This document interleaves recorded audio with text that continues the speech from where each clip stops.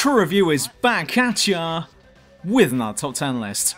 This time we're looking at games that have aged poorly and will probably need putting into a retirement home soon.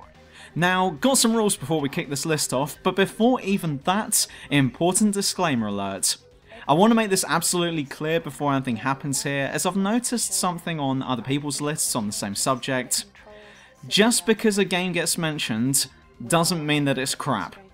In fact, the first rule for this list is that it has to still be considered good by the majority, so only good games qualify for this list.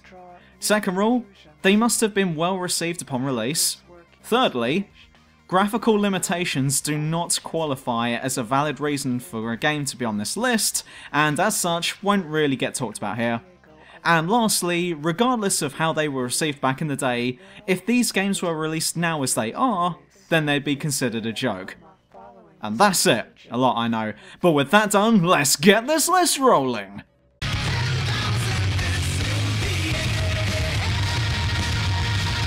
Metal Gear! This was such an innovative game when it first came out.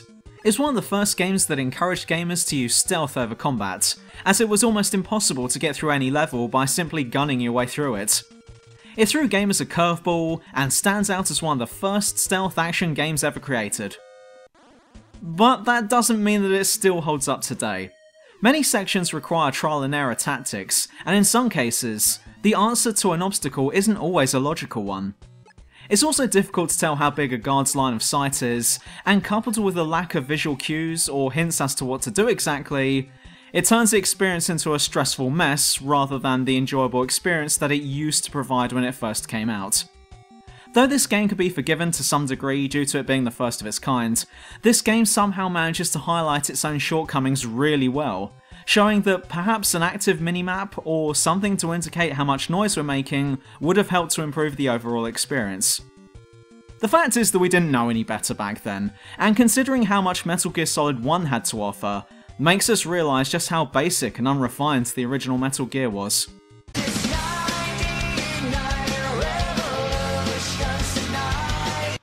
Far Cry! This game was absolutely astounding when it first came out. It was one of the first games that many of us had played that required a mixture of stealth tactics and Rambo-style carnage.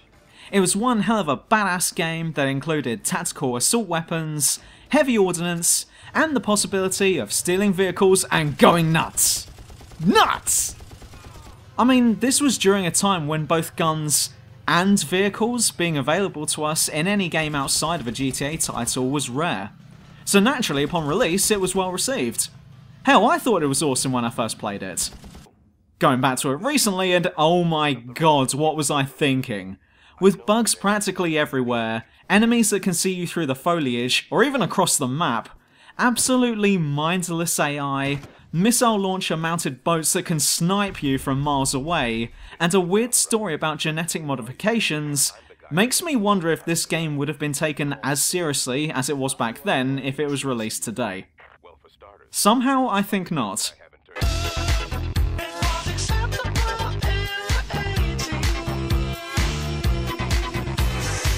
Shenmue II! This game was a huge deal when it first came out. Number 1 was also badass, I like to point out. The first realistic open-world gaming series where we go on an adventure for revenge, all the while learning some sweet martial arts moves, beating up thugs, meeting new and interesting people, getting paid in a part-time job, and just wandering around looking at stuff and hopefully coming across some weird shit in the process. This had never been done before in this way, and not to this level of presentation either.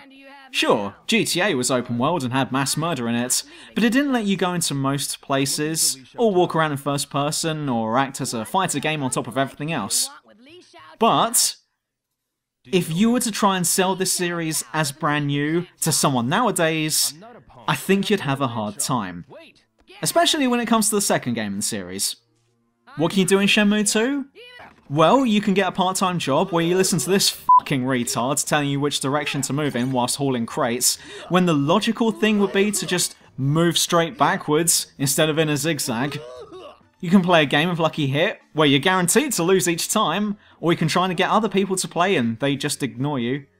You can get into fights that feel stiff and awkward to pull off, of which the mechanics feel like they haven't been improved upon since Virtua Fighter 2.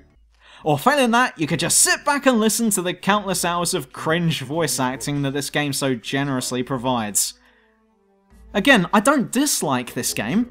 In fact, I think it's really fun, and would certainly recommend it to anyone. But you have to admit, it's aged poorly. But enough of that now, how about a game of Lucky Hit? How about a game of Lucky Hit? Lane Goodman. Quake II! Following on from the holy trinity of id shooters, that being Wolfenstein 3D, Doom, and Quake, and then Doom 2, Quake 2 was set to be the next big groundbreaker. See, around this time, when it came to badass games and awesome new tech, ids were at the front of the race. Shame that 3D Realms couldn't keep up, but hey. But after developing a new graphics engine, ids wanted to show everyone how awesome this new puppy was. To demonstrate it, we got a new Quake game based on the now called Quake II engine. And sure enough, when we first got to see it, oh my balls, this game looks and feels badass! Sure, it didn't have the same impact that Doom and Quake had, but it was still awesome run and gun fun in the sun. Tons of weapons, great graphics, loads of levels, and plenty of monsters to shoot. But looking back on it, I'd say that this game's biggest drawback is how copy and paste all of its levels are. So many grey and brown levels that just blur into one, all of which gets to the point where you finish one level, and then all of a sudden, you stop in the next one and think, hang on, didn't I just do this part? And though there's nothing wrong with just gunning your way through a level, it does sap some of the fun away when you realise that there is a good chance that the next level is going to look exactly like the one you're in right now. I don't think any of us picked up on this at the time because, whoa, nice graphic! And then before we know it, Quake 3 came out, but it's only now, since Quake has bit the dust, at least when this video was uploaded, can we look back on it and go, I think it could have done better.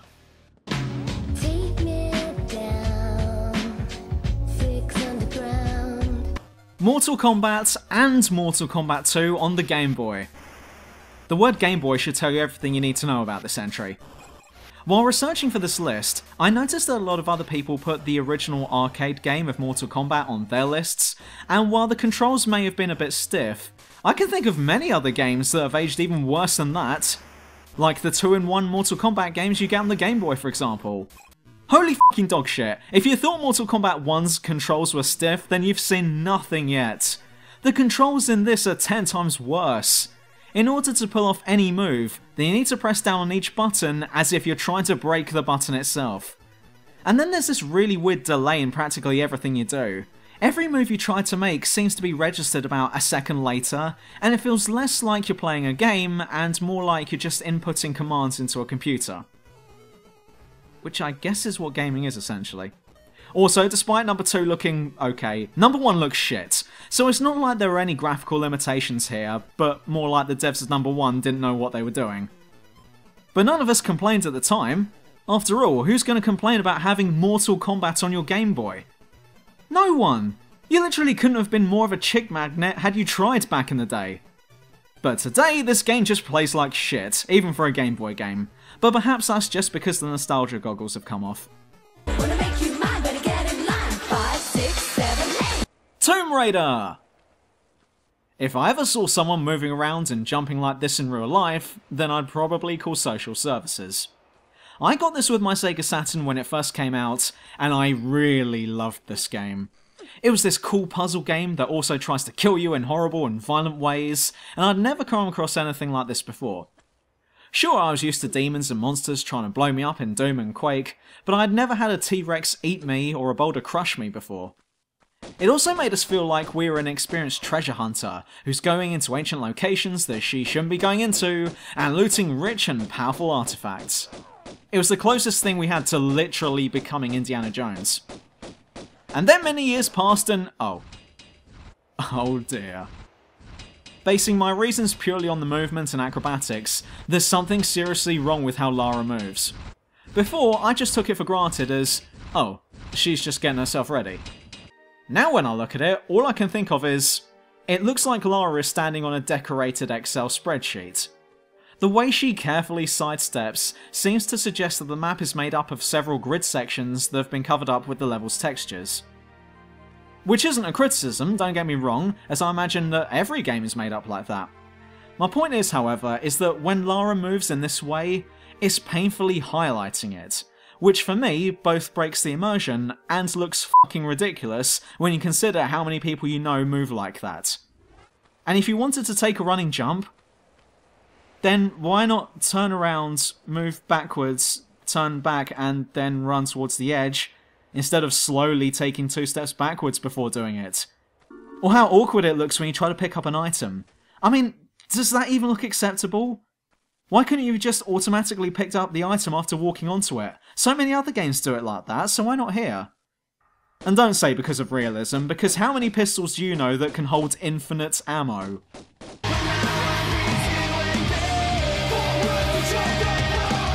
GoldenEye 007. A controversial entry for sure, but once again, I'm not here to say that this game is bad. It's not. It's the big bad boss of first-person console shooters. Now, I'm not here to talk about how shit the graphics looked, as personally, I don't think that that's a fair argument to make. However, the sole reason for GoldenEye being here is because of this. This is what prevented this game from getting a 10 out of 10, even back then, from me. Playing this game with a Nintendo 64 controller was a fucking trial. Once you've sort of gotten used to it, then the experience starts getting a lot better. However, that first initial experience was like torture for many of us. And then even when you get the hang of it, everything you've taught yourself goes out the window for some reason when you first dive into the multiplayer. Though I have fond memories of this game, I will say that it should never have been released as a Nintendo 64 exclusive. Imagine how much better it would have been in terms of controls had it been released on the PS1 or even on PC. The controls would have been tight, leading to a much more enjoyable experience, instead of having to stretch your hands across the controller to reach a button as if you're the new Mrs. Incredible. Now, I appreciate that this isn't exactly the game's fault, however, you can only legally play it on the N64, and I think it's about time that we all recognise that playing GoldenEye on an N64 controller is a fucking mission.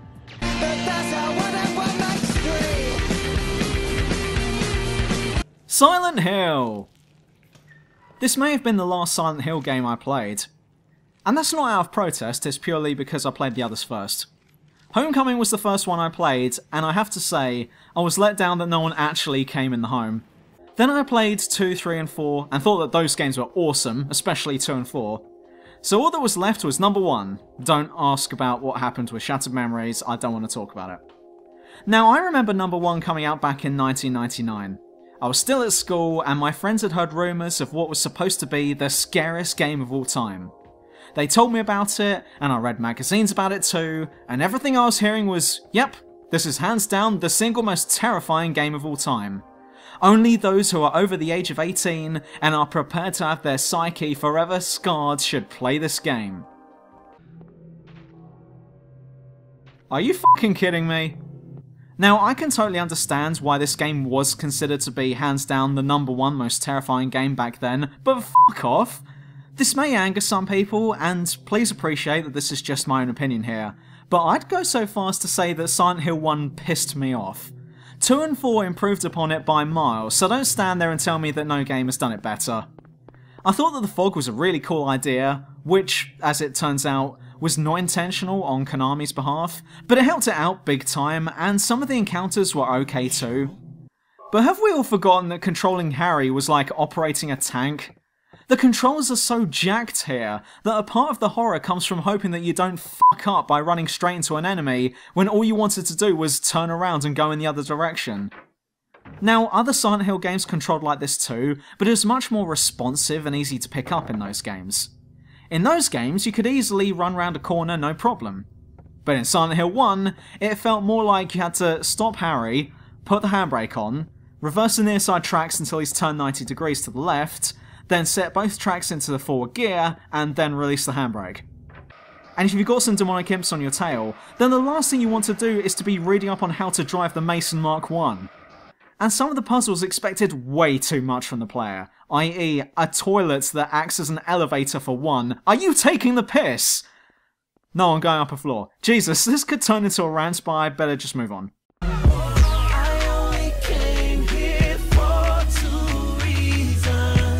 System Shock! I'd personally say that System Shock 1 is the underrated golden boy of 90s gaming. You'd be surprised for what we can thank for this game's existence for. Everything Thief, everything Deus Ex, all of the Bioshocks, and of course, System Shock 2. All of them came from the ideas that System Shock 1 employed.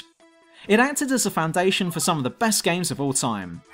But even when this game came out, though it might not have been as widely played as the sequel was, this game was certainly groundbreaking for its time. An eerie sci-fi horror with in-depth RPG elements that allowed you to use guns, melee weapons, futuristic magical augmentations, and more. There was stealth and hacking in this game, you could enter cyberspace in order to gain access to other areas of the space station, there was tons of fully voice-acted audio logs to go through, which would include passwords you'd need to open doors. I mean, this game offered so much back when it first came out that most other games did not.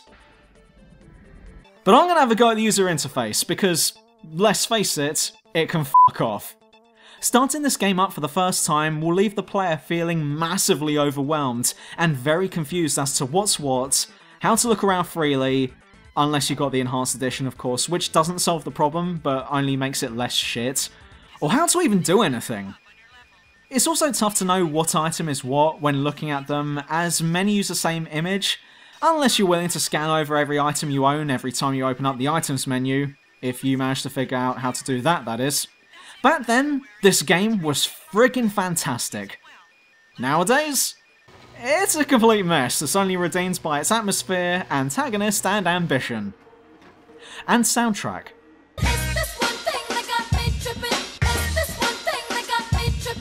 Resident Evil!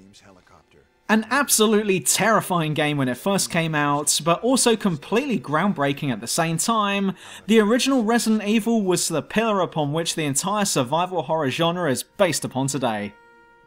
Strangely enough though, if you ask someone what they make of the original Resi nowadays, they just kind of laugh and talk about all the aspects that have fallen into the realm of memes. If you ask someone today what they remember the most from that game, then you usually get one of two answers. The first is the zombie dogs breaking through the windows, while the second is Barry. The voice acting in this game is so bad that it's become famous for just its terrible presentation alone. Such gems include the infamous Jill sandwich and the Master of Unlocking. That was too close. You were almost a Jill sandwich. You're right. Jill, here's a lockpick. It might be handy if you, the Master of Unlocking, take it with you. I'd imagine that all of this made sense in the Japanese version, and we're just dealing with some bad English here, but even putting aside the terrible writing, the voice acting alone is completely embarrassing. This game has the worst impression of a man dying that I've ever seen. This house is dangerous. There are terrible demons. Ouch! There's this awkward pause between each voice line that completely smashes any immersion that was going on before.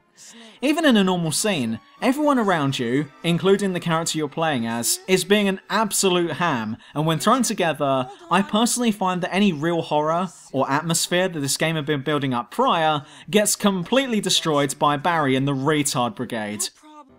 But of course, none of us picked up on this at the time, because how many other survival horror games did you know that had complex level designs and enemies that don't stay dead? This sort of thing had never been done before, so naturally this game was a big deal when it first came out.